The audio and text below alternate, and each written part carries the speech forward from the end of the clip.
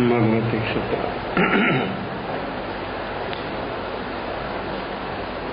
उदायन राजानो દીપા ઉદાયન રાજા દેશવીરથી શ્રમોપાસક પાંચમા ગુણસ્થાનના ધારક ભીતરમાં કેવી ભાવના, ક્યારે પરમાત્મા ક્યારે પધારે અને ક્યારે હું મુનિ જીવન સ્વીકારું. ભીતરમાં કેવી છે આ ભાવના સરોવીરથી ચારિત્ર ધર્મની, જ્ઞાન વિનય, દર્શન વિનય, ચારિત્ર વિનય. પૂર્ણ ચારિત્ર જ્યાં સુધી પ્રાપ્ત ન થાય ત્યાં સુધી પૂર્ણ જ્ઞાન પ્રાપ્ત ન થાય. સંકિત સહાયક સંકિત તો ચોથા ગુણસ્થાન કે પણ હોય, પણ પૂર્ણ જ્ઞાન ન હોય, પૂર્ણ ચારિત્ર પણ ન હોય. પૂર્ણ જ્ઞાન 13મા ગુણસ્થાને, પૂર્ણ ચારિત્ર પણ 13મા ગુણસ્થાન ઉપર. સહાયક સંકિત કેવળ જ્ઞાન, કેવળ દર્શન, આ છે આત્માની પૂર્ણ અવસ્થા. આવું પૂર્ણ ચારિત્ર જેની અંદરમાં કોઈ પ્રકારનો વિકલ્પ નથી. વિકલ્પ રહિત જે અવસ્થા છે તે જ પૂર્ણતા છે.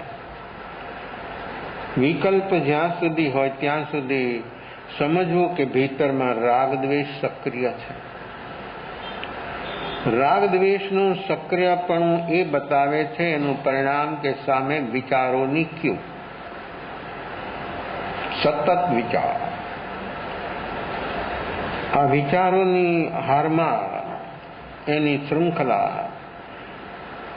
કદી પણ જીવ તોડી નથી, સતત વહે છે. એક પણ ક્ષણનો ક્યાંય વિરામ નથી, અવિરામ આ રાગ દ્વેષ સતત ચાલે. એની અસર ઉપયોગ ઉપર કેવી થાય, અને એ અસરથી ઉપયોગ અજ્ઞાન રૂપ બન્યો. એક તો ભ્રાંતિ છે, ભીતરમાં પ્રમાદ, વિચાર પ્રમાદ છે. અશુભ તો લોકો પાપ માને છે, અશુભ વિચાર. અહીંયા તો શુભ વિચારને પણ જગ્યા નથી, પણ છતાં શુભ વિચાર હોઈ શકે. ચોથે, પાંચમે, છઠ્ઠે વિકલ્પ છે. તો વિકલ્પ વાળી જે અવસ્થા છે એ વિકલ્પ જ્યાં સુધી છે ત્યાં સુધી વ્યક્તિ પૂર્ણ રૂપથી અપ્રમત્ત નથી. અને અપ્રમત્ત અવસ્થામાં પ્રવેશ થયા વિના જીવ કદી આગળ ચાલી શકતો નથી. તો જ્ઞાન વિનય, દર્શન વિનય, ચારિત્ર વિનય. આ ચારિત્રનો વિનય કેવો, અને એ વિનય ભાવની અંદરમાં, વ્યક્તિની અંદરમાં કેવા ભાવો અંદરમાં ઉઠે, કેવી કેવી જીવોની અંદરમાં અંતર અવસ્થા બને. જ્ઞાની પુરુષના અપૂર્વ વચનો મારું સબ સમજવામાં ઉપકારી થયા છે. તેની ભક્તિપૂર્વક નમસ્કાર કરું, અત્યંત ભક્તિથી નમસ્કાર કરું, કારણ કે આપનો અનંત ઉપકાર છે. જ્ઞાની પુરુષોની વાણી, જ્ઞાની પુરુષોના વચનો જીવને સ્વરૂપ અનુસંધાનમાં બહુ બહુ ઉપયોગી છે. જેને સ્વરૂપ અનુસંધાન કરવું હોય, જેને ઉપયોગ જગજોર બનાવવો હોય, એને જ્ઞાની પુરુષોની વાણી હંમેશા માટે. અત્યારે તો જ્ઞાની આપણી સામે પરોક્ષ છે, તો પણ આ શાસ્ત્રો જે મુમુક્ષુ છે, જે આત્માર્થી છે, એને માટે આ શબ્દો કેવા ઉપકારી છે. આવો ભાવ જેની ભીતરમાં પ્રગટે અને એ ભાવથી જે ભક્તિ અંદરમાં સ્ફુરે, આ છે લોકોત્તર વિનય. જેને માત્ર આત્મા પ્રત્યે જ જેનું આકર્ષણ છે અને આત્મા સિવાય હવે એને બીજું કાંઈ ખપતું નથી, એને બીજું કાંઈ હવે જોતું નથી, માત્ર મોક્ષ અભિલાષ. જ્યાં સુધી આ માત્ર શબ્દ જીવનમાં પ્રેક્ટિકલી ન બને ત્યાં સુધી હજી ઈચ્છાઓ, અપેક્ષાઓ, વાસનાઓ, સંજ્ઞાઓ, તૃષ્ણા એ છે હજી. માત્ર આવે એટલે બધું બાદબાકી થઈ જાય. ત્યારે જ્ઞાની પ્રત્યે, એના વચનો પ્રત્યે જીવને આવો બહુમાન જાગે.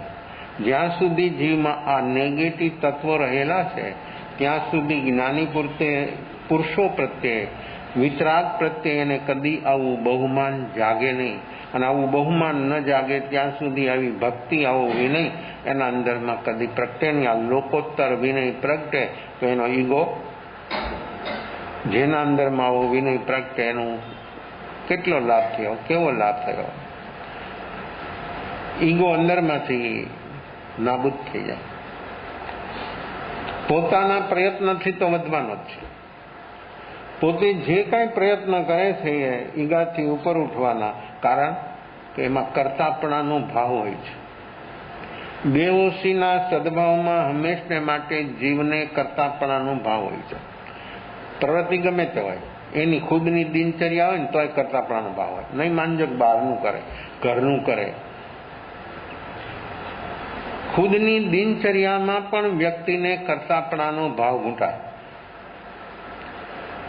આ છે જીવની વર્તમાન બેહોશી. ને આવી બેહોશી એટલે તો બેહોશી જેવું કોઈ પાપ નથી અને હોશ જેવો કોઈ ધર્મ નથી. જ્યારે જીવનમાં આવો હોશ પ્રગટે ત્યારે નેગેટિવ ચીજ રાખવા માંગે તો રીએ નહીં. કારણ કે પ્રકાશ હોય ત્યાં અંધકાર કહી શકે. લાવો અંધકાર પકડીને લઈ આવો, પેટીમાં પૂરીને બંધનગ્રસ્ત બનાવીને લઈ આવો અંધકારને, પણ પેટી ખોલો તો અંધકાર. આ જ્યાં સુધી વ્યક્તિની અંદરમાં બેહોશી છે ત્યાં સુધી અજ્ઞાન મીટે એવી કોઈ સંભાવના નથી. અને અજ્ઞાન મીટ્યું તો કોઈ દિવસ જીવનમાં એ વસ્તુ, નેગેટિવ વસ્તુ, અને સમ્યક જ્ઞાનની અંદરમાં નેગેટિવ પ્રકૃતિ હજી પૂર્ણ નથી ત્યાં સુધી ઉદયયોગ સંયોગ છે એની વચ્ચે રહે છે. પણ એના અંદરમાં જાગરણ એવી ક્વોલિટીનું છે કે જેનાથી એને ઉદયયોગ સંયોગ એને સ્પર્શે નહીં. એ અંદરમાં સતત એની ક્યુ ચાલી રહી છે, છતાં ઉપયોગ એનાથી જ્યારે અલગ થઈ ગયો ત્યારે એ વ્યક્તિની વર્તમાન અવસ્થા કેવી બની જાય. આ છે વર્તમાન ને આ છે જાગરણ સાક્ષી ભાવનું પરિણામ. કે વર્તમાન એટલે જાગરણ સાક્ષી ભાવ. જાગરણ સાક્ષી ભાવ એટલે આશ્રમના કારણો, આશ્રમ નહીં, આશ્રમના કારણો, દુઃખ નહીં, દુઃખના કારણો, જન્મ નહીં, જન્મ મરણના કારણો, આ બધાના કારણો જે છે એ કારણો બધા ખતમ થઈ જાય. જેવો કાર્ય બંધ કરવા માંગે છે કદી સંભવિત નહીં બની શકે. કારણ બંધ થાય તો કાર્ય સંભવી ન શકે. હંમેશને માટે ઉપાદાન સામે દ્રષ્ટિ બને. ઉપાદાન સામે જો એની દ્રષ્ટિ રહે તો નિમિત્તો છૂટી જાય. દ્રવ્ય દ્રષ્ટિ થાય તો પર્યાય દ્રષ્ટિ છૂટી જાય. દ્રવ્ય દ્રષ્ટિ એટલે આત્મા. આત્મા મારું દ્રવ્ય કેવું છે? નિરાળું, નિસંગ, સ્વાવલંબી, સ્વાધીન, સ્વતંત્ર આત્મદ્રવ્ય. અને આવી દ્રવ્ય દ્રષ્ટિ ન થાય ત્યાં સુધી પર્યાય દ્રષ્ટિ ન છૂટે. અને પર્યાય દ્રષ્ટિ ન છૂટે ત્યાં સુધી પ્રમાદ. પર્યાય દ્રષ્ટિ જ્યાં સુધી જીવને છે ત્યાં સુધી પ્રમાદ સિવાય કઈ ન હોય. અને એમાં બહાર જ જીવ હંમેશને માટે ભાગે. એ અંદરમાં કદી આવી ન શકે જ્યાં સુધી વ્યક્તિની અંદરમાં તૃષ્ણા, સંજ્ઞા, વાસનાઓ સક્રિય છે ત્યાં સુધી જીવનું બહારમાં જ જવાપણું છે. આ જાગરણ, આવું જાગરણ સાક્ષી ભાવ પ્રગટે તો જ્ઞાનીઓ પ્રત્યે એને કેવું અંદરમાં બહુમાન, કેવી ભક્તિ પ્રગટે. આ છે લોકોત્તર વિનય. અને આવો લોકોત્તર વિનય પ્રાપ્ત થાય જેના ભીતરમાં પ્રગટે અને લોકોત્તર વસ્તુ પ્રાપ્ત થાય. લૌકિક વિનયમાં મા બાપનો વિનય કરે તો મા બાપ આશીર્વાદ આપે, એનો વારસો આપે, એની પ્રશંસા કરે, 5 માણસોની વચ્ચે કે આ મારો દીકરો, એને કેવી મારી સેવા કરે છે, કેવી મારી સેવા કરે છે, પણ એના ઉપકારના ઋણમાંથી મુક્ત ન થઈ શકે. એના ઉપકારના ઋણમાંથી તો ત્યારે જ મુક્ત થવાય કે જ્યારે એ પોતે એવો સ્વભાવરૂપ ધર્મ પામ્યો હોય વ્યક્તિ, અને એને પણ એ આત્માને પણ પછી એ માં છે એમ નહીં, આ ધર્માત્મા છે, એ ધર્માત્માની દ્રષ્ટિથી જુએ અને એને એવો સ્વભાવરૂપ ધર્મ સુધી એને પહોંચાડી દે તો એના ઉપકારના ઋણમાંથી પૂરણ થઈ જાય. જો બહારથી કાંઈ નહીં થાય, આપ બહારથી ગમે એટલું કરો, ભાવથી કરો, વેટ નહીં, ભાવથી, એટલા બધા ભાવથી કરે, પણ જ્યાં સુધી આ દ્રષ્ટિ, આ ધર્માત્મા છે અને એને મારે સ્વભાવરૂપ ધર્મ સુધી પહોંચાડી દેવો છે, એનો ઉપકાર છે અને એ ઋણ, એનું ઋણ જે છે, જન્મદાત્રી માતાનું જે ઋણ છે, એ ઋણની તો ત્યારે જ વ્યક્તિ મુક્ત થાય કે જ્યારે એને સ્વભાવરૂપ ધર્મ સુધી પહોંચાડી દે ત્યારે. તો જ્ઞાનીનું ઋણ કેટલું? મા બાપનું ઋણ, જન્મ આપ્યો, પાળી પોસી મોટા કર્યા અને બધું સંસારની અંદરમાં સેટ કરી દીધું એને બધું વ્યવસ્થિત, એના ઋણથી પણ મુક્ત થવા માટે સ્વભાવરૂપ ધર્મ બીજું કોઈ સહાયક નથી, બીજું કોઈ ઉપયોગી નથી. આવો સ્વભાવરૂપ ધર્મ જેના અંદરમાં પ્રાપ્ત થયો હોય એ વ્યક્તિમાં કેવો વિનય હોય, અને આ ધર્માત્મા છે, એવા ભાવથી સેવા કરે ત્યારે એના ઋણમાંથી આત્મા મુક્ત થઈ જાય. આ છે જગતની અંદરમાં મા બાપના ઋણમાંથી બહાર આવવાનો જીવનો આવો પ્રયાસ. તો જ્ઞાની પુરુષોના જે વચનો છે, એની જે વાણી છે, એ મુમુક્ષુને કેટલી કેટલી ઉપકારી છે, એનું ચિંતન મનન અને નિધિધ્યાસન કરે અને એના અંદરમાં જ્યારે આવી ભાવને ભક્તિ પ્રગટે ત્યારે અંદરમાં રહેલો કચરોથી બહાર નીકળી જાય, ભરતી આવે. તો આવી છે પોતાની વર્તમાન ભક્તિ. ભક્તિપૂર્વક નમસ્કાર કરું છું, અત્યંત ભક્તિથી નમસ્કાર કરું છું, કારણ કે આપનો અત્યંત ઉપકાર છે. આ લોકોત્તર વિનય છે, તેમાં પરમાર્થનો હેતુ છે. લોકોત્તર વિનય જ્યાં હોય ત્યાં પરમાર્થ, અર્થ માટે તો દરેક વ્યક્તિ પ્રયત્નશીલ છે. પરમાર્થ પ્રત્યે, અર્થ એટલે પૈસો, પરમાર્થ એટલે અહીંયા અર્થ જ છે. અર્થ એટલે પૈસો ને પરમાર્થ આગળ એક પ લાગ્યો, આખો અર્થ બદલી ગયો. અર્થ પૈસો, પરમાર્થ આત્માની સંપત્તિ. એ આત્માની સંપત્તિ જેને પ્રાપ્ત કરવી હોય એ વ્યક્તિની અંદરમાં આવો ભાવ, આવો વિનય એના અંદરમાં પ્રગટે, એની આવી અવસ્થા બની જાય, એવી દ્રવ્ય દ્રષ્ટિ બને તો આ શરીર પર્યાયરૂપ અવસ્થા છે છૂટી જાય, એક ક્ષણમાં આ ગૌણ બની જાય ને આત્મા મુક્ત બની જાય. આવું કાર્ય, આવો વિનય અનંત ઉપકાર છે. આ લોકોત્તર વિનય, તેમાં પરમાર્થ તો પોતાના ગુણોનો જ આદર છે. પરમાર્થ પોતાના ગુણોનો જ આદર છે અને એ પરમાર્થ આવા વિનયથી જ પામી શકે છે. સ્કૂલમાં લખાય ને બોર્ડ, વિદ્યા વિનય અને શોભથી. વિદ્યા વિનયથી શોભે. ભણતા છે ત્યારે પ્રાથમિક સ્કૂલોની અંદરમાં દિવાલો ઉપર આવું લખ્યું હોય. આ તો જે માત્ર બહારના લૌકિક સંસ્કારની અવસ્થા છે સ્કૂલે, તો એમાં પણ વિનય વગર વિદ્યા પ્રાપ્ત ન થાય. આ સૂત્ર તો બધાએ વાંચ્યું પણ હોય ને સાંભળ્યું પણ હોય, પણ જીવનમાં પ્રેક્ટિકલ આ વિનય ન આવે તો આ વિદ્યા ક્યાંથી પ્રાપ્ત થાય? આ તો આત્મજ્ઞાનની વાત છે, આ તો પરમાર્થની વાત છે. ઓલું તો હજી બુદ્ધિ એની એવી તીક્ષ્ણ હોય તો વ્યક્તિ વાંચવાથી પણ, ઘણા માણસો વાંચવાથી પણ મોટી મોટી એક્ઝામો દે છે અને પાસ થઈ જાય, ડિગ્રી મળી જાય, પણ એ તો બધું બુદ્ધિના લેવલ ઉપર હોય. એ માહિતી કહેવાય, એને જ્ઞાન ન કહેવાય. મન બુદ્ધિના લેવલ ઉપર જે કાંઈ હોય, જે કાંઈ ડિગ્રી છે, આ બધી યુનિવર્સિટીની કોઈ પણ હોય ડિગ્રી, એ બધી માહિતી છે, ઇન્ફોર્મેશન, એ જ્ઞાન નથી. જ્ઞાન તો ભીતરથી બહાર આવે અને એ જ્ઞાન આપણને બચાવે બધામાં, બધે ક્યાંય કોઈ ચીજ એને સ્પર્શે નહીં. જેની પાસે આવું આત્મજ્ઞાન પ્રગટ થયું એને બહારની કોઈ ચીજ ન સ્પર્શે. એ જોવે ખરો, સ્પર્શે નહીં. એ સાંભળે ખરો, સ્પર્શે નહીં. સુગંધ આવે એને સ્પર્શે નહીં. મોઢામાં મૂકે વસ્તુ છતાંય ન સ્પર્શે. કેમ? જમીએ છે ને, ભોજન તો કરીએ છીએ, એને ન સ્પર્શે. કેમ? તો નહીં ચાવતો હોય, ન ચાવે તો એમના ઉતારી જાય તો લિક્વિડ હોય તો પણ એને ન સ્પર્શે. તો નહીં સ્પર્શવાનો હેતુ શું? મોઢામાં મૂકીને વસ્તુ ચાવે છે તો તેને સ્પર્શવાની જ છે, છતાં અહીં કે છે કે ન સ્પર્શે. કેમ?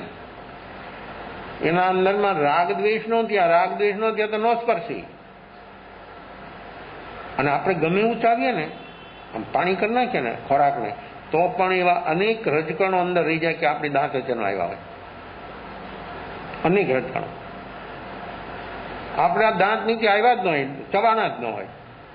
પાણી કરી નાખો તો પણ ખોરાકને પાણી બનાવવાનું, ખોરાક જે છે એટલો ચાવે, એવો ચાવે કે એને પાણી કરી નાખે. અને પાણીને એવું ચાવે માણસ પાણીને ચાવે ખોરાકના લીધે થોડો ઘણો ચાવે અને બેહોશીમાં જમે. કારણ કે આપણી બધી દિનચર્યા પણ બેહોશીમાં, તો ધર્મ સંભવ ક્યાંથી બને ભાઈ? અહીં તો જમવું એ સાધના બની જાય. ધર્મ એને ન સ્પર્શ્યું, જમણ ભોજન કરે એને ન સ્પર્શે તો ભોજન કરવા છતાં અપ્રમત્ત, એને ન સ્પર્શ્યું, રાગ દ્વેષ ન થયા. કેવી વાત છે! રાગ દ્વેષ થાય તો સ્પર્શે, રાગ દ્વેષ ન હોય તો ન સ્પર્શે. કોઈ પણ વસ્તુ આપણને પાંચ ઇન્દ્રિયો, મન અને બુદ્ધિ દ્વારા જે કાંઈ સ્પર્શે છે એ બધું રાગ દ્વેષથી સ્પર્શે. હવે જો જાગરણ હોય તો શું સ્પર્શે? જાગરણ જો હોય તો પૂતગલના ગુણધર્મ ન સ્પર્શે, આત્માના ગુણધર્મ સ્પર્શે. જો કેવો ભેદ થઈ ગયો! બેહોશીમાં જીવને પૂતગલના ગુણધર્મ સ્પર્શે, એને ટચ થાય. આ સારું છે, બહુ સારું છે, ઘણું સારું છે. એ કોણ બોલે? અને બોલે એટલે આ બોલે એટલે શું થાય? ન બોલે તોય થાય, તો બોલે તો બાકી શું રહે? કાં વખોડે ને કાં વખાણે, બેમાંથી એક તો હોય. કાં વખોડવું ને કાં વખાણું. તો આ કેમ થાય છે? તો એને શું સ્પર્શ્યું? જો માધ્યમ બન્યું ખોરાક, પણ અંદર વહી શું કામ? તો હોશપૂર્વક થાય તો જો ઈ જ ક્રિયા આપણી દિનચર્યા, આ બધું આપણું જે ચાલે છે દિનચર્યા, ખાવું પીવું, હાલવું ચાલવું, ઉઠવું બેસવું, સૂવું બોલવું, એ બધાની અંદરમાં જાગરણ સાક્ષીભાવ હોય તો એને બહારના જે પૂતગલના ગુણધર્મો છે, એટલે કે પૂતગલ છે, એનું એને જ્ઞાન થાય. એ નો સ્પર્શે એટલે એને શું થાય? કયું જ્ઞાન થાય? અનિત્યનો બોધ. આ પ્રતિક્ષણ ક્ષણભંગુર છે, બદલી રહ્યું છે, એને અહેસાસ થાય. હવે એ જયારે અનુભવ થાય ત્યારે અંદરમાં અનિત્યનો બોધ કરનાર જે નિત્ય છે એનો અનુભવ થઈ જાય. આમ એક ક્ષણનો ભેદ ન થાય.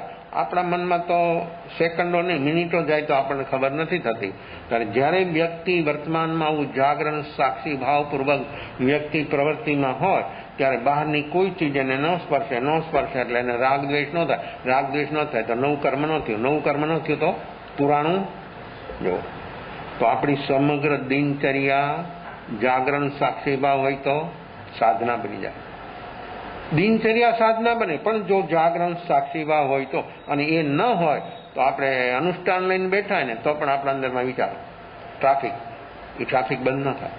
અને ઉદયોગ સંયોગના વિશેષ વ્યક્તિના અંદરમાં વિચારો બધા ચાલતા હોય, આવા વિચારો હોય ત્યાં સ્વરૂપનું લક્ષ્ય અને સ્વરૂપને પામવું એ બધી વાતો હોય, સાંભળી હોય, પણ એ વખતે એની સામે એક પણ વાત એને મનમાં ન સ્ફુરે. જોઈ કેવો વ્યક્તિ આધીન થઈ ગયો. તો આવી અવસ્થાઓ વ્યક્તિની અંદરમાં બને છે. તો આ જે જીવ આવો ઉપકાર, અનંત ઉપકાર માને જ્ઞાની પુરુષોના સ્વરૂપને સમજવામાં, એમના વચનો એ કેવા બને? મુમુક્ષુને, આત્માર્થીને જ્ઞાનીઓના વચન અમૃતથી પણ અધિક. અમૃત તો પૂતગલ છે, અને આ તો આત્માનો અજર અમર નિત્ય શાશ્વત જે સ્વભાવ છે ત્યાં સુધી પહોંચાડી દે. સહી અર્થમાં અમૃતપરનું એને અનુભવ કરાવી દે, અને હું અજર અમર છું, અવિનાશી છું, એવો એને અનુભવ થયા વગર રહી ન શકે. પણ જ્યારે અંદરમાં આવા ભાવો ઉછળતા હોય, હવે આવા ભાવો જ્યારે ઉછળે ત્યારે પુણ્ય કેવું થાય? કેવી ક્વોલિટીનું પુણ્ય થાય? સુપર ક્વોલિટીનો, અને એમાં ઉત્કૃષ્ટ રસ આવે જ્ઞાનીના વચનોને સાંભળતા, વાંચતા, ચિંતન મનન કરતા, એના અંદરમાં એવો ઉત્કર્ષ રસ આવે ને તો એ વખતે એ વ્યક્તિને પુણ્ય ઉત્કર્ષ સમ્યક દર્શન જોઈએ, પણ એનો ભૂલી જતા. એના વગર ક્યાંય તમે આમ કે આમ હલી શકો એવું કાંઈ છે નહીં. સમ્યક દર્શન હોય ને, અને સમ્યક દર્શન જેનામાં હોય એને જ આવો ઉત્કૃષ્ટ ભાવ આવે, નહીં તો નેગેટિવમાં આવે. નેગેટિવ બધાને આવે છે ઉત્કૃષ્ટ ભાવ. કેમ? બેહોશ છે અને અંદરમાં પ્રકૃતિઓનો સહયોગ છે. બેહોશ વ્યક્તિને હંમેશા માટે નેગેટિવ પ્રકૃતિઓનો સહયોગ, એટલે નેગેટિવમાં છલાંગ લાગે. એક નિમિત્ત બને માણસ કેમ છલાંગ લાગે છે? બેહોશ છે. અને હોશ હોય તો પોઝિટિવમાં કામ શું કરવાનું? વર્તમાન જાગરણ સાક્ષી ભાવ જો એની પાસે હોય તો પોઝિટિવમાં એ નિમિત્ત છે અને ઉપકારી બની જાય. એટલે જ્ઞાનીઓને હંમેશા માટે નેગેટિવ નિમિત્તોની અંદરમાં પણ એને કોઈ તકલીફ થતી જ નથી, પોઝિટિવમાં ન થાય. તો જે જીવની આવી દ્રષ્ટિ છે ને આવું જાગરણ સાક્ષી ભાવ હોય એને કોઈ પણ નિમિત્ત છે ને બોધ બોધ બોધ બધામાં બોધ, નિજ બોધ, સ્વયંનો જ બોધ થાય ને અન્ય સ્વયંની અંદરમાં એ આત્મા સ્થિર થઈ જાય. આવી અવસ્થા છે આ પરમાર્થ હેતુથી જે આત્માઓ વિનય લોકોત્તર વિનય આવે ત્યારે એની અંદરમાં સમ્યક દર્શન, સમ્યક જ્ઞાન અને સમ્યક ચારિત્ર એનો એને અનુભવ થયા વગર રહી ન શકે. નમો લોયે સૌ સાવણ એટલે સમ્યક દર્શન, નિર્વિકલ્પ પ્રતીતિ. આ પંચ પરમેષ્ઠી જે છે ને એ બધા સમ્યક દર્શન, સમ્યક જ્ઞાન અને સમ્યક ચારિત્ર છે. અર્યંત અને સિદ્ધ એ તો બે દેવ છે. આચાર્ય, ઉપાધ્યાય અને મુનિ એ ગુરુ છે. એમાં ધર્મ પણ છે. ત્રણ તત્વ, દેવ, ગુરુ ને ધર્મ. તો આ બે અર્યંત અને સિદ્ધ એ બે દેવ છે. આ કેવા દેવ છે? આ દેવ કેવા છે? લોકોત્તર દેવો. લૌકિક દેવો છે જે ચાર પ્રકારના દેવ, વનપતિ, વ્યંતર, જ્યોતિષ ને સરાગી દેવ છે. આ વિતરાગી દેવ છે. દેવ કયો એટલે લોકને ખબર જ નથી પડતી કે દેવ લોકોત્તર શું ને લૌકિક શું. લૌકિક દેવ જે છે આ બધા વર્તમાનમાં જગતમાં જેટલા જ્યાં ત્યાં પૂજાય છે એ બધા લૌકિક, રાગ દ્વેષથી ભરેલા. ચારેય ક્વોલિટીના દેવો રાગ દ્વેષથી ભરેલા અને આપણાથી વધારે દુઃખી છે. પણ માણસ એમ કે મારે અહીંયા જવું છે. કેવી એની અવસ્થા છે? જીવ માત્ર ચતુર્ગતિમાં રાગ દ્વેષથી જ ભરેલો છે. એમાંથી બહાર નીકળવા માટેનો અવસર તો આપણને જ મળ્યો છે, પણ આપણે એ અવસરને ટાળી દઈએ છીએ. એ અવસર મળવા છતાં એ માણસ પોતાની આદત, પોતાની પ્રકૃતિઓ, પોતાનો બેહોશી એનાથી મળેલો અવસર છે એ અવસરને ટાળી દે અને જિંદગી એક ક્ષણમાં પૂરી થઈ જાય. પછી લે બહુ કર્યું. શું કર્યું? શું કર્યું એને? બહુ શું કર્યું? બહુ રાગ દ્વેષ કર્યા, બેહોશીમાં જીવો. આત્માનું શું કર્યું? આત્મા માટે શું કામ કર્યું? અહીં તો આત્મા સિવાયનું બધી બાદ બાકી. અને જેના પાસે આત્મા મુખ્ય હોય એને બધું જ બહારનું હોય, અને જેની પાસે આત્માની મુખ્યતા ન હોય ને બહારનું બધું હોય ને છતાં 0.0. એની વિશેષતા જ્યાં સુધી બહારની છે, ઉદયયોગ સંયોગની, ત્યાં સુધી આત્માનું અવમૂલ્ય છે. અને આત્માનું મૂલ્ય જ્યારે એને આવે અને આત્માનું મૂલ્ય જ્યારે એને સમજાય ત્યારે આ બધી વસ્તુઓ જે છે એના પર ન હોય રાગ, ન હોય દ્વેષ. એ વસ્તુ છે, ઉપયોગી છે, મારી નથી. એનો લગાવ અંદરથી છૂટી જાય અને વ્યક્તિની અવસ્થા આંતર જગતની કેવી બની જાય. નમો લોયે સૌ સાહુણ. આ પંચ પરમેષ્ઠીમાં છેલ્લું પદ. તો પંચ પરમેષ્ઠીમાં બે દેવ, અર્યંત અને સિદ્ધ બે દેવ, આચાર્ય, ઉપાધ્યાય અને મુનિ એ ત્રણ ગુરુ. ધર્મ શું?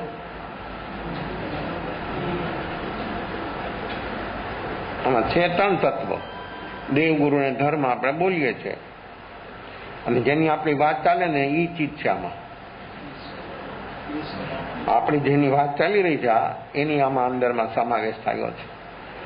પાંચેની આગળ નમો શબ્દ છે. નમો એટલે નમસ્કાર, નમસ્કાર એટલે વિનય. વિનય ધર્મનું મૂળ છે. જ્ઞાતા સૂત્રની અંદરમાં 19માં મલ્લિનાથનો અધિકાર છે. મલ્લી કુંવરી જયારે છે, હજી તો ગ્રસ્ત ધર્મમાં છે, ત્યારે એને એક ચોખ્ખા પરિવારજીનિકા મળવા માટે આવે છે. પ્રવૃજા લીધી છે પણ એનું નામ છે ચોખ્ખા પ્રવૃજાની. બે ચર્ચા કરે છે. મલ્લિકુંવરીએ પૂછ્યું કે તમારા ધર્મનું મૂળ શું? તો એ કહે છે કે શુચિ મૂલ્ય ધર્મ. તો પછી એ પૂછે કે તમારા ધર્મ? તો કે વિનય મૂલ્ય ધર્મ. ધર્મનું મૂળ હવે મૂળ જ ન હોય તો વૃક્ષ હોય તો એની જડ જેટલી મજબૂત હોય, જમીનમાં જેટલું વૃક્ષ ઉપર હોય ને એનાથી વધારે જડ જમીનમાં હોય. અને જેની જડો મજબૂત હોય મૂળ, એને ગમે એવા ઝંઝાવાત આવે ને તો પણ એ આ ઉદયયોગના ઝંઝાવાતો, ઉદયયોગ સંયોગના કેવા વાવાઝોડા સાયક્લોન આવે છે, એમાં કોણ ટકી શકે? જેની પાસે આવો વિનય છે એનું રક્ષણ કરે વિનય. આપણને લાગે છે વિનય લોકોત્તર વિનય, આ લોકોત્તર વિનયની વાત છે. લૌકિક વિનય પણ માણસને એની બહારની વ્યવહારની અંદરમાં એ વ્યક્તિને કેટલું કેટલું સ્વજન પરિજન તરફથી મળે અને એના પ્રત્યે બધાની કુણી લાગણી બને. આ તો લોકોત્તર વિનય. નમો શબ્દ એમ સજેસ્ટ કરે છે, નમો એટલે નમસ્કાર, નમસ્કાર એટલે વિનય. વિનય ધર્મનું મૂળ. ધર્મનું બીજ શું? બોધિ બીજ કહેવાય છે. બીજ હોય વાવે અને બે અંદરમાંથી અંકુર ફૂટે. કોઈ પણ બીજ વાવો, નાનું કે મોટું ગમે એ બીજ. એક નીચે હોય એ જળ બને અને ઉપર આવે એ પૌધો બને, વૃક્ષ બને. અને વધતા વધતા વધતા જો ફળ ક્યારે આવે? એન્ડ ઉપર ફળ આવે. કોઈ પણ બીજને વાવવામાં આવે એટલે બે અંદરથી અંકુર ફૂટે. એક નીચે જાય એ મૂળ બને, આગળ પાછળ નહીં. જેવું કોઈ બીજ ફૂટે જમીનમાં વાયુ એટલે કોઈ પણ બીજ હોય એના બે ભાગ થઈ જાય અને વચમાંથી અંકુર નીકળે. અને જેટલો અંકુર બહાર આવ્યો હોય ને એટલો જ અંદરમાં હોય જમીનમાં. એ જમીનમાં જેટલું ગહરાઈમાં જાય એટલું એ છોડ મજબૂત બને, બલવાન બને. કે ગમે એવો ઝંઝાવત આવે તો એને કાંઈ ન થાય. ગમે એવું સાયક્લોન આવે, હમણાં ચારે બાજુ આ વરસાદની એટલી બધી ઝડી ચાલી છે મોસમ, અને એમાં ગુજરાતમાં પણ અત્યારે જેમ બદ્રી કેદારમાં જેમ થયું એના જેવી પણ અત્યારે ગુજરાતની વર્તમાન અવસ્થા વર્તે છે. તો આવી અવસ્થામાં કેટલા વૃક્ષો જમીનદોસ્ત થઈ જાય. પણ જેની જડો મજબૂત હોય તો આપણી જડો ક્યાં મજબૂત છે? આપણી જડો ક્યાં મજબૂત છે? કેમાં મજબૂત છે? વિનય એ ધર્મનું મૂળ છે અને એ જડ છે. એ કેટલી બધી અંદરમાં. એની સામે ગમે એવું સાયક્લોન આવશે ને ઉદયયોગ સંયોગ હલશે નહીં, એને કાંઈ નહીં કરે, ઉપરથી બી જાઓ. અને જેની અંદરમાં આવો લોકોત્તર વિનય નથી, એક શબ્દ આવશે ને હલી જવાનો નહીં, જમીન દોત. એક જ શબ્દ, બીજી વધારે જરૂરત નહીં. એની ક્ષમતા જ નથી. સહવાની, સાંભળવાની, જોવાની એની ક્ષમતા નથી. એક શબ્દ આવ્યો એટલે એની જડો જ નીકળી જાય. જો મિથ્યા તો ઘણું ઊંડું છે પણ એની જડ આટલી જ છે, એક ક્ષણમાં નીકળી જાય. ત્યારે વિનય છે એની એટલી ગહરાઈ છે એને કોઈ ન કાઢી શકે. અને એ વિનય એવો, અને આ વિનય લોકોત્તર વિનય એ અભ્યંતર તપ છે. આ લોકોત્તર વિનય ધર્મનું મૂળ છે અને એ લોકોત્તર વિનય તપ છે, અભ્યંતર તપ. એટલે નક્કી થાય છે કે અભ્યંતર તપથી જ ભીતરમાં કર્મની જડો નીકળી જાય. બાહ્ય તપથી શરીર અને મન ઠીક બને, અભ્યંતર તપથી સીધી ડાયરેક્ટ પ્રકૃતિઓ જે છે આપણી અંદરમાં નેગેટિવ, એમાંથી માણસ બહાર આવી જાય, મુક્ત થઈ જાય. તો આ વિનય, તો વિનય મૂલ્ય ધમે કે અમારા ધર્મનું મૂળ વિનય છે. પણ બીજ હોય તો અહીંયા ધર્મરૂપી વૃક્ષ, એનું બીજ છે બોધિ સમ્યક દર્શન, એની જડ છે વિનય, પછી એનું થડ પંચ મહારથ, એનું થડ છે અહિંસા, સત્ય, અસ્તેય, બ્રહ્મચર્ય, અપરિગ્રહ, એનું થડ છે. પછી 10 યતિ ધર્મ, શાખા પ્રશાખા છે. ખંતિ, મુક્તિ, અજબે, મદબે, લાઘવે, સત્ય, સંયમે, તવે, ત્યાએ, એ 10 યતિ ધર્મ છે. એ એની શાખા પ્રશાખા છે.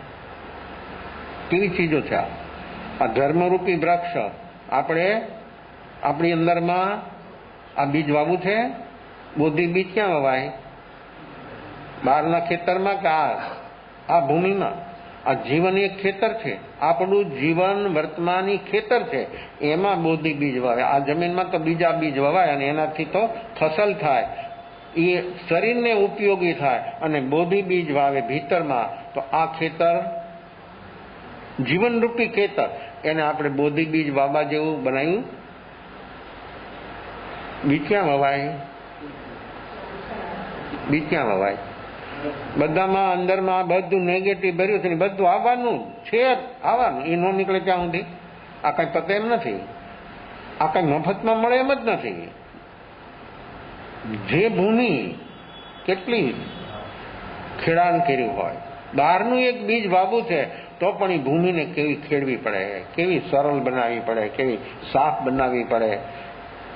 અંદરમાં જાળા ઝાંખરા ને બાવળિયા ઉગ્યા, આ વિલાયતી બાવળ, એનો કાંટો પણ કોઈને વાગી જાય ને અંદરમાં રહી જાય, 6 મહિના ખાટલો થાય, એટલો ભયંકર ઝેરી કાંટો. આવા બાવળ ચારે બાજુ આ જીવનરૂપી ભૂમિમાં ઉગ્યા છે. દેખાય છે? કોઈ દેખાય? એટલે દેશી બાવળ તો ઘણા ઉપયોગી છે, ઔષધમાં પણ, જીવનમાં પણ. પણ આ બાવળ, વિલાયતી બાવળના કાંટા જોયા છે? અને પીન હોય ને, પીન, એ પીનથી પણ વધારે મજબૂત હોય, ભાંગે નહીં. એટલા માણસે બૂટ ચંપલ ઘણી વાર સ્લીપર પહેરે ને તો હોરા નીકળી જાય, આરપાર નીકળી જાય, એવા કાંટા. આવા બાવળ આપણે અંદરમાં વાવ્યા છે આ જીવનરૂપી ખેતરમાં. એમાં બોધિ બીજ વવાય, અને બોધિ બીજ અહીંયા આવું ભૂમિ હોય, ઉખર ભૂમિ, અંદરમાં આવું બધું હોય, જાળા ઝાંખરા, અને એમાં બીજ વાવે તો શું થાય? મહેનત માથે પડે, બીજ ખોવાઈ જાય, ઉગે નહીં. કદાચ ઉગે પણ એને વધવા જ ન દે. ઓલા જે બાવળ છે ને એ બધો રસ એનો ખેંચી લે ને એને ખતમ કરી, ઉકાઈ જાય. તો આપણા જીવનરૂપી ખેતરમાં આવા ગાંડા બાવળ વાવ્યા છે આપણે, એમાં આપણે બોધિ બીજ વાવવું છે. ક્યાંથી શક્ય બને?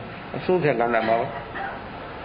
અનંતાનુબંધી ક્રોધ, માન, માયા ને લોભ, એ ગાંડા બાવળને પણ હારા કેવડાવ્યા છે. ગાંડા બાવળના તો કોલસાય થાય, બળતણમાં કામ લાગે.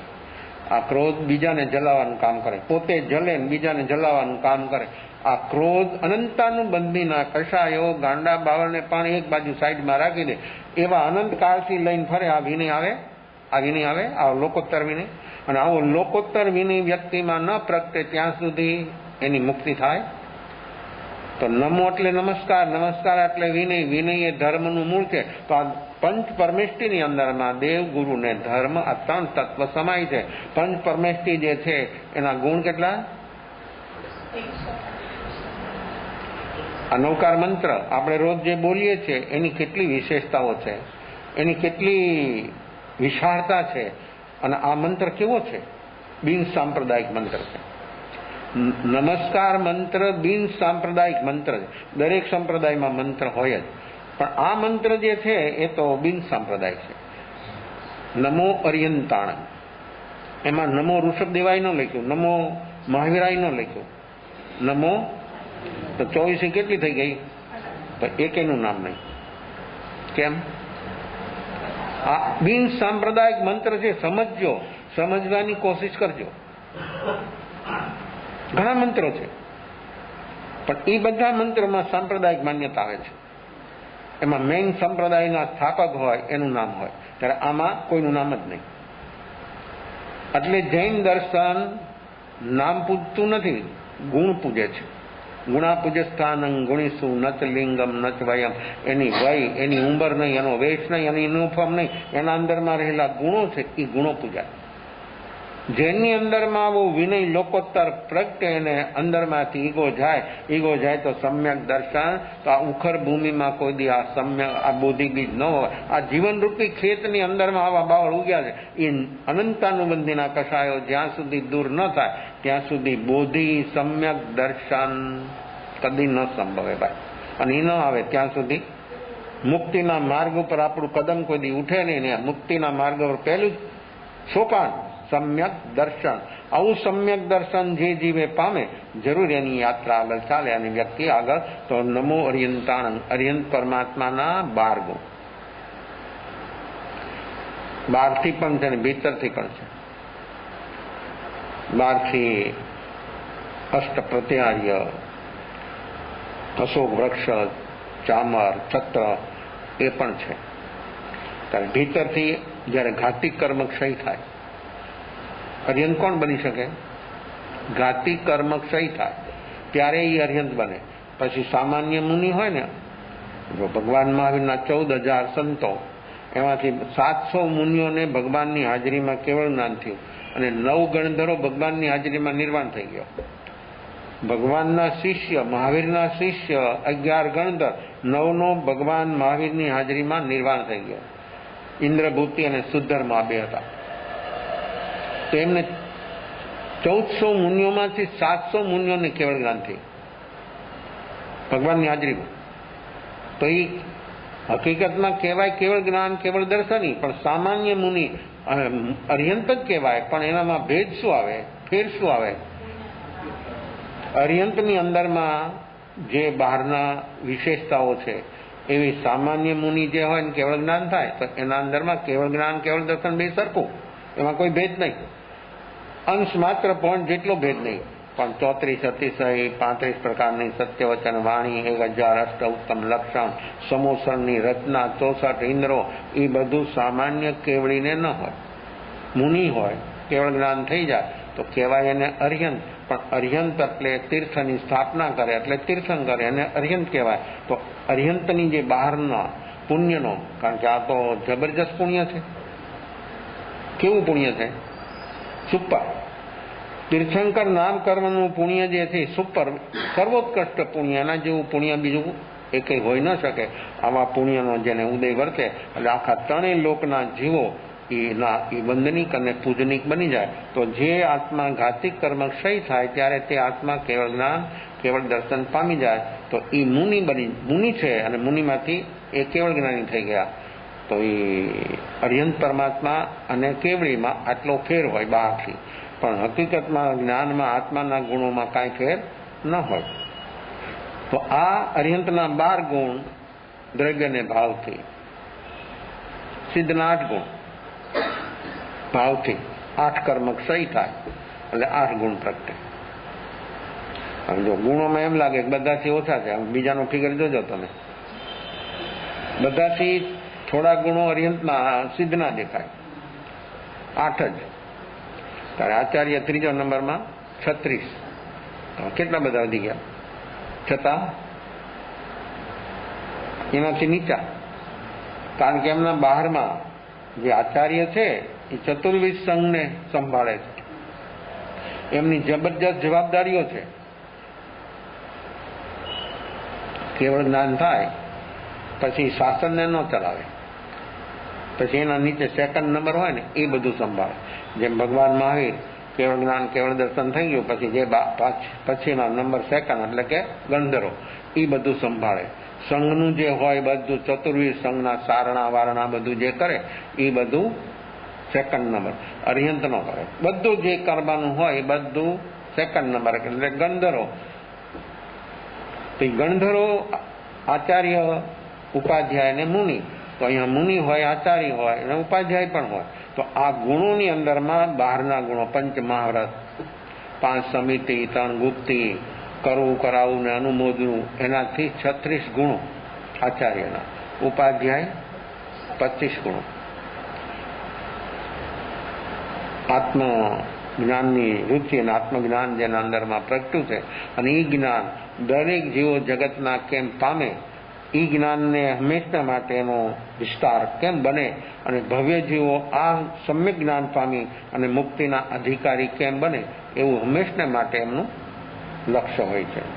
નમો લોયે સબ સાવું, જો એમાં કોઈ નામ નહીં. આ 5માં કોઈનું નામ જ નથી.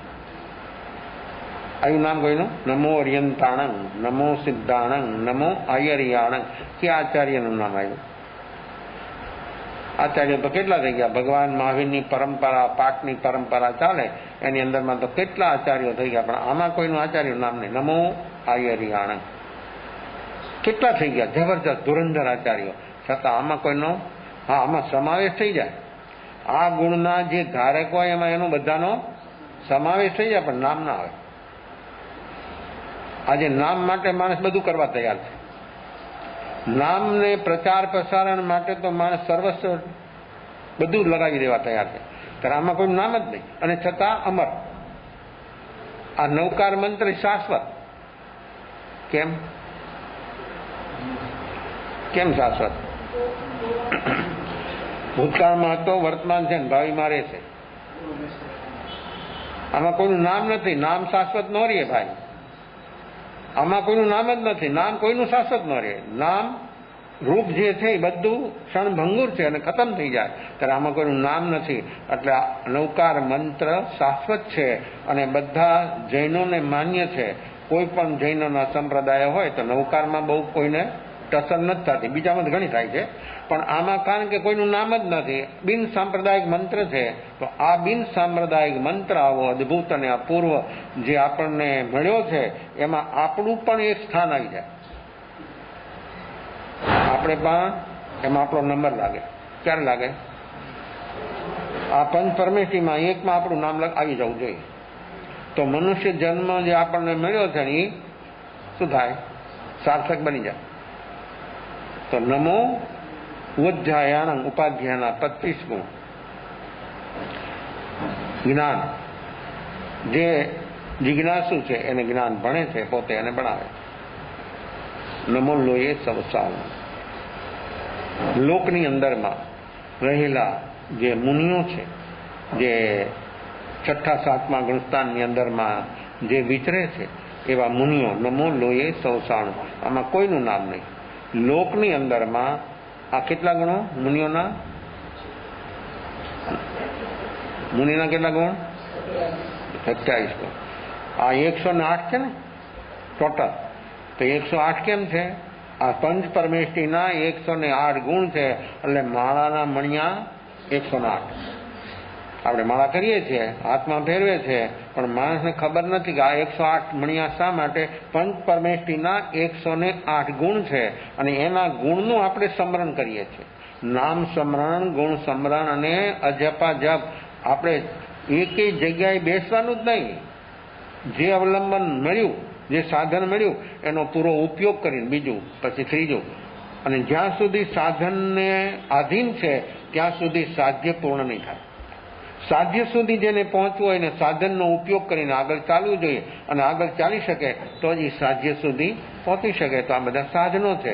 નામ સ્મરણ, ગુણ સ્મરણ ને અજપાજપ. અજપાજપ સુધી જો વ્યક્તિ પહોંચી જાય તો જરૂર એના અંદરમાં ગુણો પ્રગટે. જે કાર્ય આપણે કરીએ છીએ આ જપ, એમાં આપણું મન જ્યારે સ્થિર બને ત્યારે આપણા શુભ ભાવ બને, અને એ શુભ ભાવના આંદોલનો અને વ્યક્તિ એકાકાર થઈ જાય ત્યારે જેનું સ્મરણ કરતો હોય ને એની સાથે એનો તાર એક થઈ જાય. ભીતરના તારનું કનેક્શન બની જાય જેનું એ સ્મરણ, પણ એનું મન એમાં સ્મરણમાં, એ જપમાં એનું મન એકરૂપ થવું જોઈએ. અને બહાર વયું જાય તો જપ ચાલશે, રૂટિંગ હોય તો જપ ચાલે, માળા પૂરી થઈ જાય, કારણ કે ફૂમકો આવે ને ખબર પડે કે માળા પૂરી, નહીં તો ખબર પણ ન પડે. મન જો એની અંદરમાં જપમાં હોય તો એ વ્યક્તિને એનો શુભ ભાવ, અને શુભ ભાવ કેવો બને? શુભ શુભતમ શુભતર બની જાય. તો આવી અવસ્થા નામ સ્મરણમાં બને. ગુણ સ્મરણમાં જેનું એ સ્મરણ કરે છે એનામાં રહેલા જે ગુણ છે એનામાં પ્રગટવાની તૈયારી થઈ જાય. અને અજપામાં જાય તો એ ગુણો એને અનુભવ થઈ જાય. પોતાને પોતાના ગુણો, મારી પાસે જે ગુણો છે આત્માના, એને એમાંથી એકાદ ગુણ, એમાં એકાદ ગુણ પેલો કયો આવે? આત્માના ગુણ અનંત. પેલો ગુણ કયો પ્રગટે? પેલો ગુણ સમ્યક દર્શન. સમ્યક દર્શન શું છે? સમ્યક દર્શન શું છે? હા, શ્રદ્ધા ગુણની નિર્મલ પર્યાય તે સમ્યક. પૂછી જો એક વાર, હજી યાદ રાખજો બધા. શ્રદ્ધા ગુણની એનું નામ સમ્યક દર્શન. કેટલા છે સમ્યક? કેટલા? 5. આપણે 3 ની જ ખબર છે, વેદક ને શાસ્ત્રાધાર ની ખબર જ નથી. તો આ 5 એ શ્રદ્ધા ગુણની નિર્મલ પર્યાય, એનું નામ સમ્યક દર્શન. જ્ઞાન એટલે જ્ઞાન ગુણ છે, અને જ્ઞાન ગુણની પણ કેટલી પર્યાય? 5 એ સમ્યક દર્શન થાય તો એની પર્યાય નિર્મળ થઈ જાય, આવરણ હટી ગયું એટલે પર્યાય 12. અનુભવ હંમેશને માટે પર્યાયથી થાય, પણ લક્ષ્ય જોઈએ દ્રવ્યનું. મારો આત્મા દ્રવ્ય એના ગુણ છે અને આ ગુણમાંથી નીકળે છે પર્યાયો બહાર આવે છે. તો જેવો દ્રવ્ય તેવા તેનો ગુણ અને તેવી રીતે એની પર્યાય.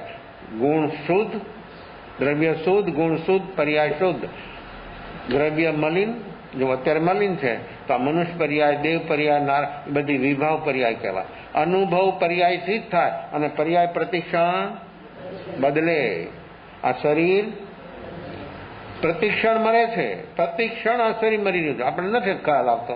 કારણ આપણો લગાવ, આ લગાવથી આપણને ખ્યાલ નથી આવતો કે આ શરીર તો પ્રતિક્ષણ મરે છે, પ્રતિક્ષણ બદલી રહ્યું છે, એની આપણને ખબર નથી થતી. કારણ કે આપણે આમાં બેહોશી છે, લગાવ છે, એટલે આપણે એની ખ્યાલ નથી આવતો. તો આ પંચ પરમેષ્ટિ, એ પંચ પરમેષ્ટિની અંદરમાં આ બધા ગુણો છે. સમ્યક દર્શન, સમ્યક જ્ઞાન અને સમ્યક ચારિત્ર.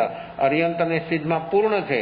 આચાર્ય, ઉપાધ્યાય અને મુનિ એની અંદરમાં એ સાધનાના માર્ગમાં, એ સાધનાના સોપાન એક પછી એક, સ્ટેપ બાય સ્ટેપ આગળ ચાલી રહ્યા છે. 6ઠા 7મા ગુણસ્થાન. આચાર્ય હોય, ઉપાધ્યાય હોય કે મુનિ હોય, ગુણસ્થાન 6ઠું 7મું જ હોય. આચાર્ય હોય, ઉપાધ્યાય હોય કે મુનિ હોય, પણ એને ગુણસ્થાન 6ઠું ને 7મું જ હોય. 8મું ગુણસ્થાન તો ક્યારે જ આવે કે બુદ્ધિપૂર્વકના અને અબુદ્ધિપૂર્વકના વિકલ્પોથી મુક્ત થઈ જાય ત્યારે એને 8મું ગુણસ્થાન આવે. તે પહેલા 8મું ગુણસ્થાન આવે નહીં. તો આચાર્ય, ઉપાધ્યાય અને મુનિ ગુણોથી અલગ છે, પણ એના ગુણસ્થાનની અપેક્ષાથી જો તો 6ઠું ને 7મું જ હોય. પછી એનામાં વિશેષતાઓ ઘણી હોય. આચાર્યમાં અનેક પ્રકારની, ઉપાધ્યાયમાં હોય, મુનિમાં હોય. તો આવો નમો લોયે સૌ સાહણું આ શું સજેસ્ટ કરે છે? બિન સાંપ્રદાયિક મંત્ર અને સમસ્ત લોકની અંદરમાં રહેલા જે આવા સમ્યક દર્શન, સમ્યક જ્ઞાન અને સમ્યક ચારિત્રના ધારક છે એને મારા નમસ્કાર. એ પછી કોઈ નક્કી થઈ ગયું કે જાતિ વેશ કોઈ પૂજનીક નથી. ગુણા પૂજસ્થાન ગુણીસુ નચ લિંગમ નચ વય. વય એટલે ઉંમર, એનું લિંગ એટલે વેશ, યુનિફોર્મ. ઓ કોઈ પૂજનીક છે નહીં. એની અંદરમાં રહેલા ગુણો જે છે એ જ પૂજનીક છે અને એને જ આપણા નમસ્કાર છે. આવા નમસ્કાર ભાવ નમો લોયે સૌસાણું તે એટલે કોણ બને? એટલે સમ્યક દર્શન, નિર્વિકલ્પ પ્રતીતિ, સમ્યક જ્ઞાન સ્વરૂપ, સ્વરૂપમાં સ્થિરતા, અંતર રમણતા, સ્વરૂપ રમણતા. જો મુનિને પણ હોય, ઉપાધ્યાયને પણ હોય અને આચાર્યને પણ હોય. સ્વરૂપ રમણતા આ નિશ્ચય ચારિત્ર છે. શ્રદ્ધા, જ્ઞાન અને ચારિત્ર, દ્રવ્યથી ચારિત્ર પંચમહારથ. મુનિને પણ એ જ હોય, ઉપાધ્યાયને પણ એ જ હોય અને આચાર્યને પણ એ જ હોય. પણ ભેદ શેનો થાય? ભીતરમાં રમણતા કેવી છે. સ્વરૂપમાં રમણતા જેટલી વિશેષ બને છે. તો મુનિ હોય ને આમ આચાર્ય હોય, આચાર્યની નીચે જ મુનિ હોય, પણ મુનિનું એવું સ્વરૂપ રમણ બની જાય, એવું સ્વરૂપમાં સ્થિર બની જાય તો એની છલાંગ લાગી અને આચાર્ય પહેલા એનું કામ થઈ જાય. આમાં કોઈની મોનોપોલી નથી, કોઈ વ્યક્તિની, કોઈ સંપ્રદાયની. ક્યાંય જે વ્યક્તિની અંદરમાં આવું જાગરણ સાક્ષી ભાવ પ્રગટે એનું કામ થઈ જાય. કોઈ પણ હોય, ગમે ત્યાં હોય, જાગરણ સાક્ષી ભાવ વગર આ કાર્ય કદી થાય એવી કોઈ સંભાવનાઓ છે નહીં. તો સ્વરૂપ રમણતા તે આત્મા જ છે. તેવા આત્મામાં રહેનારા મુનિ, તેવા આત્મામાં એકત્વપણે રહેનારા સાધુ પંચ પરમેષ્ટિમાં વંદનીય છે, સ્મરણ કરને યોગ્ય છે. અનંત જ્ઞાનીઓએ પરોપેલા મોક્ષ માર્ગમાં વિચરે છે. તેવા મુનિઓ બહુમાન કરવું તે લોકોત્તર વિનય છે. પછી મુનિ, ઉપાધ્યાય, આચાર્ય, સિદ્ધ અને અર્યંત આ પશ્ચાનું પૂરી નીચેથી ઉપર જાઓ. નમો લોયે સૌ સાવણંગ, નમો વજ્જાયાણંગ, નમો આયર્યાણંગ, નમો સિદ્ધાણંગ, નમો અર્યંતાણંગ. આ જે આત્માઓ આવી અવસ્થામાં સ્વરૂપ રમણતામાં, અર્યંત સિદ્ધ માટે તો કાંઈ કહેવાનું છે નહીં, કારણ કે તો પૂર્ણ છે. આ ત્રણ એની અંદરમાં જેટલી સ્વરૂપમાં રમણતા છે એટલા ગુણો એનામાં વિશિષ્ટ પ્રગટે છે ને એની યાત્રા આગળ ચાલે છે. મોક્ષ માર્ગમાં વિચરે છે તેવા સાધુનું બહુમાન કરવું તે લોકોત્તર વિનય છે. સ્વરૂપ લક્ષ્ય ભાવના ભાવતા વિતરાગી જ્ઞાની પ્રત્યે, ગુરુ પ્રત્યે, વિતરાગ માર્ગ પ્રત્યે ખૂબ ભક્તિ રહે છે અને કહે છે તંગ ધમંગ સદેહામી પતિયામી રોયમી ફાસેમી પાલેમી અણુપાલે. કેવા શબ્દો છે! જેને અંદરમાં આવો વિનય પ્રગટે છે એ વ્યક્તિની અંદરમાં કેવા ભાવો પ્રગટે છે? તંગ ધમંગ સદેહામી પતિયામી રોહિમી પાસેમી પાલેમી અનુપાલેમી. આવશ્યક સૂત્ર, સમણ સૂત્ર. આ શબ્દો સમણ સૂત્રના છે. તંગ ધમંગ તે ધર્મ, જે એને ધર્મ પ્રાપ્ત થયો છે એ ધર્મ મારો છે. ધર્મ કોઈ દી અલગ નથી. કેમ? સંપ્રદાય અલગ હોય, માન્યતા અલગ હોય, ધર્મ અલગ ન હોય. કેમ? ધર્મ એટલે એની વ્યાખ્યા આપવી જોઈએ. ધર્મ એટલે સ્વભાવ. એન્ડ આવી ગયો. પછી કે આમ કોઈ હલી ન શકે. ધર્મ એટલે સ્વભાવ. આત્મા કે બીજા આત્મા કે એમ નહીં. ધર્મ એટલે સ્વભાવ. આ 6 દ્રવ્યો એનો જે સ્વભાવ એનો ધર્મ. તો આત્માનો શું સ્વભાવ? તંગ ધમંગ તે ધર્મ એને જે પ્રાપ્ત થયો છે એવો ધર્મ મારી અંદરમાં મને પ્રાપ્ત થયો છે. એટલે હું શું કરું છું? તંગ ધમંગ સદયામી પત્યામી રોહિમી પાસેમી પાલેમી. હું એની સ્પર્શના કરું છું, એની પાલના કરું છું, વિશિષ્ટ પ્રકારે હું પાલન કરું છું. આવો સ્વભાવરૂપ આત્મ ધર્મ. ધર્મ એટલે સંપ્રદાય નહીં, ધર્મ એટલે અનુભૂતિ. આત્માના ગુણોની અનુભૂતિ, એનું નામ ધર્મ. આ સ્વભાવરૂપ ધર્મ ટચ થાય તો વ્યક્તિના દુઃખના કારણો ખતમ થઈ જાય. પછી કોઈ પણ હોય, સમ્યક દર્શન સમ્યક જ્ઞાન જેને પ્રાપ્ત થયું એના દુઃખના કારણો ગયા અને એ વ્યક્તિ અલ્પ સમયમાં, અલ્પ જન્મોની અંદરમાં, થોડા જન્મોની અંદરમાં એ વ્યક્તિની મુક્તિ થયા વગર રહી ન શકે. તો આવો સ્વભાવરૂપ ધર્મ તંગ ધમંગ સદેહામી પત્યામી રોહિમી ફાસેમી પાલેમી અનુપાલેમી. હું એનું પાલન કરું છું, વિશેષ પ્રકારે પાલન કરું છું અને એ ધર્મની અંદરમાં હું સમગ્રતાથી અર્પાઈ જાઉં છું. આ કેવો વિનય છે? આ લોકોત્તર વિનયની વાત છે ભાઈ. અને આવો લોકોત્તર વિનય પ્રાપ્ત થાય તો એને સમ્યક દર્શન સમ્યક જ્ઞાન પ્રાપ્ત થયા વિના રહી ન શકે. કરવાનું શું આવ્યું? આપણે જે કરવાનું છે એ તો આપણે સમજ્યા નથી અને આપણે જે નથી કરવાનું એ કરી રહ્યા છીએ. ત્યાં સુધી આ કામ આપણું પતે એવું છે નહીં. ત્યારે હવે જે વ્યક્તિ વર્તમાનમાં આવું જીવી શકે એના અંદરમાં આવો સ્વભાવરૂપ ધર્મ એને સ્પર્શ થયા વગર રહી ન શકે. તો આવો ધર્મ આપણે અણમોલ ધર્મ, આવો વિતરાગ ધર્મ. અને એ વિતરાગ ધર્મ હું જાણું છું, શ્રદ્ધું છું, તેમાં રુચિ કરું છું, તેનું પાલન કરું છું, વિશેષ કરીને પાલન કરું છું. વિતરાગ પ્રભુની આજ્ઞાના વિચારો મારો સાધક સ્વભાવ કેમ વધે? વિતરાગની આજ્ઞા પ્રમાણે મારા સાધકની અંદરમાં, મારા અંદરમાં આ ભાવો વર્ધમાન કેમ બને? હું વિશિષ્ટ કેમ બનું? આવો લોકોત્તર વિનય જેની અંદરમાં પ્રગટે એ વ્યક્તિની આવી આંતર અવસ્થા બની જાય અને એ વ્યક્તિ હંમેશને માટે સાધનાની અંદરમાં એટલો આગળ વધતો હોય, એના પરિણામ એટલા બધા ઉજ્જવળ નિર્મળ બનતા હોય તો એ પરમાત્માની આજ્ઞા. અને આજ્ઞા એ જો કેવી વ્યાખ્યા આપે છે, કોઈ વચમાં આવે જ નહીં. આજ્ઞા એ ધર્મ. આજ્ઞા એ ધર્મ થાય એટલે સ્વભાવરૂપ ધર્મને પામી જાય. આજ્ઞા એ ધર્મ જેને પાળે અને જેને એનો સ્વીકાર કર્યો એટલે સ્વભાવરૂપ ધર્મનો એને સ્વીકાર થઈ ગયો અને સ્વભાવરૂપ ધર્મ એને અનુભવમાં આવી જાય. આજ્ઞા એ ધર્મ. તો વિતરાગની આજ્ઞા હંમેશને માટે દરેક જીવોને એ જ છે કે તું રાગ દ્વેષથી ઉપર ઉઠ. આણા વિજ્યે ધર્મ ધ્યાનનો કાયો સર્ગ, ઉબાઈ સૂત્ર 16 ભેદ. એમાં પહેલો જ ભેદ આણા વિજ્યે વિતરાગની આજ્ઞાનો વિચાર કરવો. વિતરાગની આજ્ઞા શું છે? વિતરાગની આજ્ઞા. આણા વિજ્યે આજ્ઞા એ ધર્મ, આણા એ ધર્મ. આણા એ તો બોલીએ છીએ પણ એનો મિનિંગ શું છે અને એ શું કહેવા માંગે છે એ આપણે જ્યાં સુધી ન સમજીએ અને જ્યાં સુધી આપણામાં એવી ઊંડી ગહરી સમજ, સૂક્ષ્મ સમજ ન પ્રગટે ત્યાં સુધી આપણે આગળ ચાલી ન શકીએ. તો આપણે જો આધ્યાત્મિક ક્ષેત્રમાં સ્વરૂપ પ્રાપ્તિ માટે જો આપણે પ્રયાસ કરવો હોય તો આજ્ઞા એ ધર્મ આવ્યો અને આજ્ઞા એ ધર્મનો સ્વીકાર થયો એટલે શું થાય? પહેલા ધડક ઈગો. જો બધી આવે છે ને અભિનય ક્યારે પ્રગટે લોકો તાર જો આ એક આજ્ઞા એ ધર્મ એક જ શબ્દ એના અંદરમાં પ્રેક્ટિકલ થઈ જાય. ઈગો ગયો, નીગો જાય તો સમ્યક દર્શને વાર લાગે. જો અંદર ઝાડા ઝાંખરા છે, અનંતાનુબંધીના ક્રોધ માન માયા ને લોભ એવા ઝાડા ઝાંખરા છે, એ ન જાય ત્યાં સુધી આ બોધિ કોઈ દિવસ ત્યાં હોય જ નહીં, સંભવી શકે જ નહીં. તો આજ્ઞા એ ધર્મ, ઈચ્છા એ ધર્મ ન હોય. ઈચ્છાથી કદી ધર્મ થાય નહીં. આજ્ઞા એ ધર્મ જ્યારે આવે ત્યારે અંદરમાંથી અહમ નિર્મૂળ થઈ જાય, અને અહમ નિર્મૂળ થઈ જાય તો જે ક્ષણે જેને થાય અને જે આજ્ઞાનો સમગ્રતાથી સ્વીકાર જેનામાં થાય એને તે ક્ષણે ત્યાં સમ્યક દર્શન થયા વગર રહી ન શકે.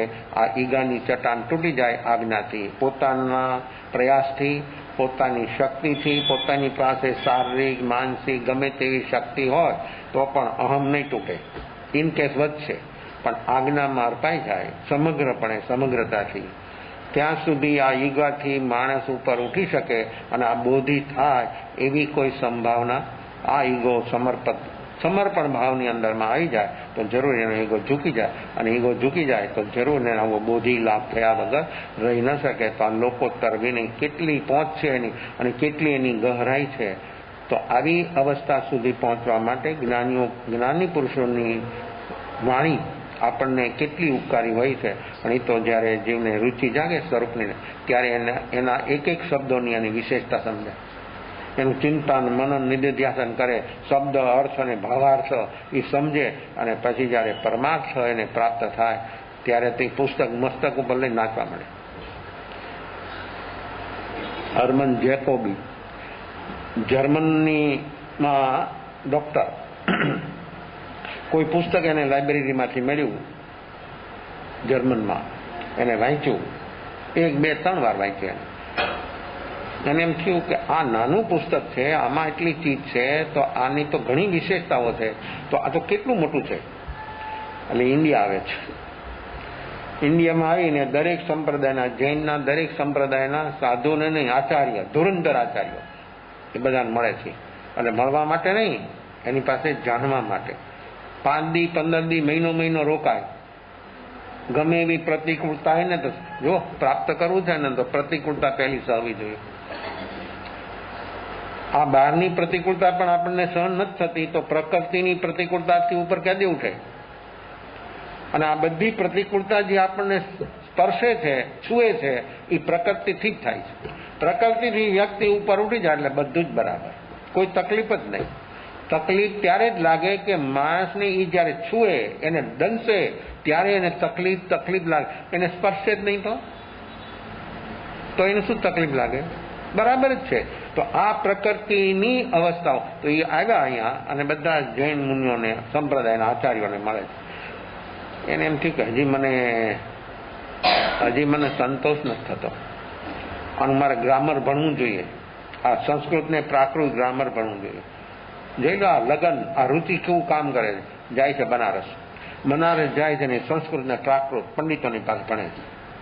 અને એટલું એને અધ્યયન કર્યું, એવું અધ્યયન કર્યું, ભણ્યા પછી મૂળ ગાથાનો અર્થ લગાવે.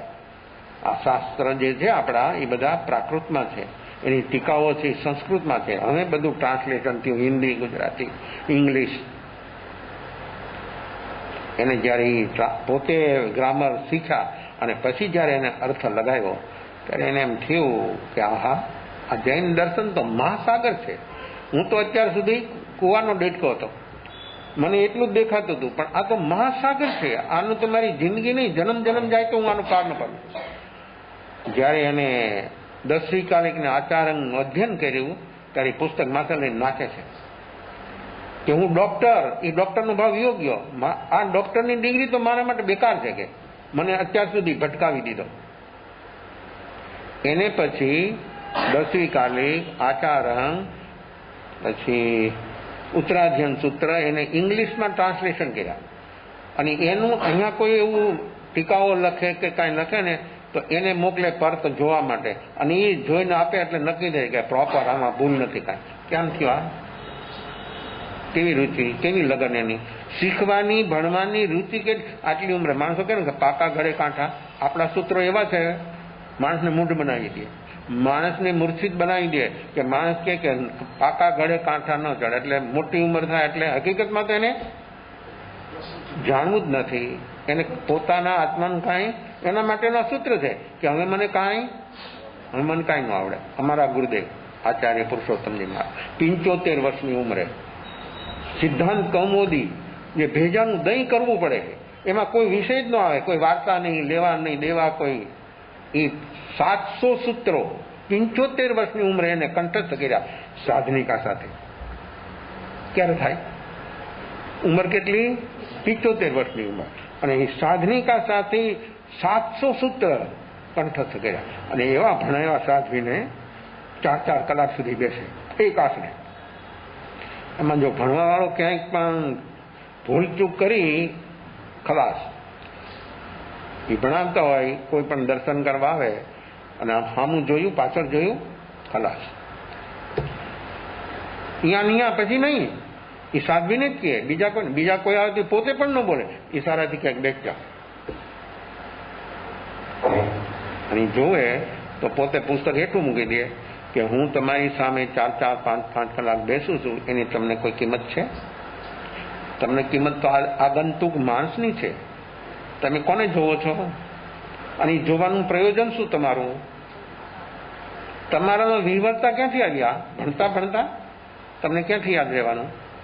2 દી 4 દી ભણાવે, 1 દી એવું પૂછી લે ને એને પૂછી લે, જો ન હોય એનું તૈયારી, એની ઝાટકણી કાઢે. એ વ્યક્તિને એમ થાય કે હવે મારે શું કરવું? અને જવાબ તો દેવાય જ નહીં, રોવાય નહીં, બોલાય નહીં અને હલાય નહીં. હા, એવી એની શિસ્ત હતી. ભણનાર કોઈ પણ હોય, મુમુક્ષુ હોય, આત્માર્થી હોય, ભણવા માટે આવેલી વ્યક્તિને માટે પોતે જે સમય આપતા, કેટલો સમય આપે? એને જેટલો જોઈએ એટલો. પણ ભણવું અને બરાબર વ્યવસ્થિત હોય તો. ન ભણે તો કહી દે કે મારી પાસે ટાઈમ નથી. એ જો એને જે મહેનત કરે એની મહેનત પ્રમાણે જો સામી વ્યક્તિ યાદ ન કરે કે કંઠસ્થ ન કરે તો એને કહે મારી પાસે સમય નથી. મારો સમય આટલો કાઢીને હું તમને ભણાવું અને તમે રમતમાં રહ્યો, આવી ચંચળતા તમારામાં હોય, એ ન ચાલી શકે. અને એની પાસે જે તૈયાર થયેલી વ્યક્તિ હોય કે પાછી ન પડે, એવું એનું અધ્યયન હતું. એક વાત, એક અક્ષરને તોડીને અર્થઘટન કરે અને એને સમજાવે સાધનિકા સાથે કે નમો અર્યંતાનંદ શબ્દ કેમ બન્યો. આ એક સૂત્ર છે. એ કેમ બન્યો? એમાં પ્રત્યય શું, વિભક્તિ શું, ગણ શું, કેમ બન્યો? એ તોડે અને પછી એને સમજાવે. આવું જેને અધ્યયન કરાવે એ ભૂલાય કોઈ દી? એ કોઈ દિવસ ભૂલી ન શકે. અને એવું એને આત્મસાત થઈ જાય કે એને કોઈ નિંદરમાં પૂછે ને તો એ જવાબ આપી શકે. આટલા એ તૈયાર કરે. તો આવી જેની રુચિ હોય તો એ. અને અમારા ગુરુદેવ કઈ જૈન નહોતા જન્મથી. આપ લોકો તો બધા જૈનથી, ગળુથીમાં આપ લોકોને જૈન જ તો પાયું, નવકાર મંત્ર બોલે ને પાય ને. આ તો કૃષિકાર કુળમાં જન્માતા. અને આ એમનું જ્ઞાન, એમની શ્રદ્ધા, એમનું ચારિત્ર, એ તો જેને જોયા હોય ને, એનો અનુભવ કર્યો ને એને ખબર હોય. વાતું સાંભળે તો બરાબર છે, એ તો કે હા હોઈ શકે, પણ જેને પ્રત્યક્ષ જેના એના દર્શન કર્યા ને તો એને ખબર હોય કેવી વ્યક્તિ હતી અને એની સામર્થ્ય કેવું હતું. ગમે એવો પ્રશ્ન હોય શાસ્ત્રનો, અને ગમે એટલા પંડિતો ઉકેલ ન કર્યો એ ઉકેલ કરી દે એનો. અને સામા માણસને એમ થઈ જાય કે આ ગાથામાં આટલું બધું અંદરમાં ગહરાઈથી આટલી બધી વસ્તુ ભરી છે, એ ક્યાંથી આવે? અને એની વિશેષતા એ કે કોઈ પંડિત પાસે ભણ્યા નહીં. આ સંસ્કૃત, પ્રાકૃત, ગ્રામર કોઈ પંડિત પાસે ન ભણ્યા અને પોતે ભણ્યા ભણાય. પછી ભણ્યા એટલું નહીં, પોતે બીજાને ભણાવે તો અધ્યયન એનું પાકું છે. એ ખબર ક્યારે થાય? બીજાને ભણાવી શકે તો આવી એની અવસ્થા. અણપઢ, સ્કૂલ પણ જોઈ નહોતી અને આવું જ્ઞાન કેમ આવે? તો હરમન જેકોબી, એને એમ થઈ ગયું કે હવે બીજી વાર મારો જન્મ થાય તો જૈન પરિવારમાં થાય. કેવા ભાવ, કેમ, કેવી છે આ અંદરની વસ્તુઓ? એ જેને રુચિ હોય એવી વ્યક્તિઓ આગળ વધી જાય. પછી કોઈ પણ ક્ષેત્રની વ્યક્તિ હોય તો પણ જરૂરી એના અંદરમાં આવું બોધિ પ્રાપ્ત થયા વગર રહી ન શકે. તો આ વિનય, આવો વિનય જેની અંદરમાં પ્રગટે જરૂર આત્મકલ્યાણ કરી જાય. આપણામાં પણ આવો લોકોત્તર વિનય પ્રગટે એવી શુભમંગલ ભાવના વિશેષ ભાવ જે અવસરે. સદારી મંગલમ નરિંદામંગલમ જધામંગલમ સૌમંગલમ ગૌલીમંગલમ જધાર્યનમદમાર્યંદાયતમા સિદ્ધાલુમુદમાન સૌલુમુદમાન ગૌલીમંગલમ જલારી શરણં ભવજામિ અરિયંતા શરણં ભવજામિ સદા શરણં ભવજામિ સૌ શરણં ભવજામિ કૈલીવનંદન શરણં ભવજામિ ચારમંગલયાર્થમ યાર સંગ્રહે બહુસાગરમાનૃદય સકલકર્મણોણિયન્નમો सतनाम सुखले आनंद भावधरी जय गणनाथ जय प्रेम वेदा संसार माई शरणागार और शरण को जय नरनारी अक्षय अविचल पद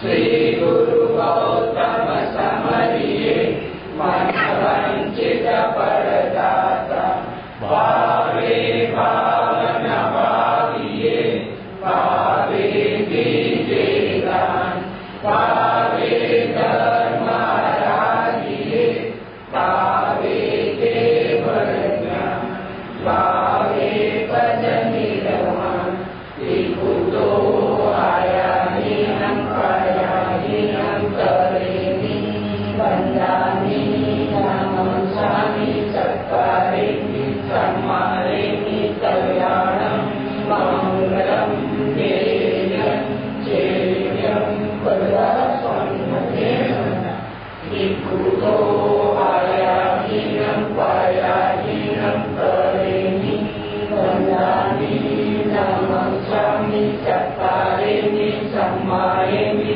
कल्याणं मङ्गलं देयं चेयं पदास्वन्मते त्रिभुतो आया हीनं काया हीनं करेमि वन्दामि नमस्कामि सत्कारेमि सम्मानेमि कल्याणं मङ्गलं देयं चेयं पदास्वन्मते। महावीर स्वामी भगवान सदगुरु चतुर्वेद